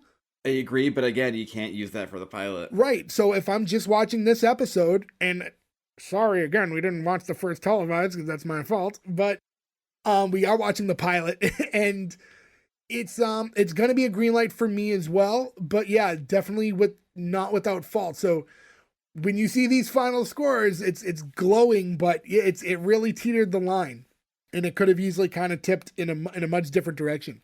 I think a lot of these lights are a little more yellow. Yeah, so there's that's 4 out of 4 for us. So regardless of Gordo's vote, it's going to be a pass. So congratulations to Smart Guy. You do go on to see episode 2 with us. But again, go to S1E1 Pod and you'll see the updated graphic with Gordo's score in there as well. But go to S1E1 Pod on Instagram and X, formerly Twitter, and just see all the things we post, especially Instagram. I try to get at least a few clips of every episode up there, and then other posts along the way. We preview each episode ahead of time, so if you like to watch along with us, you'll see the next episode before it comes out. Gives you a chance to watch it before we review it. But yeah, that's it. That's all the time we have for this week. Thanks for listening. Listen again next week. We'll have another new episode. Thank you again to all the fans. Happy Fanuary. Happy New Year. We will catch you again next week. Thank you. Goodbye. I think we got the worst Kirk Cameron. You stop.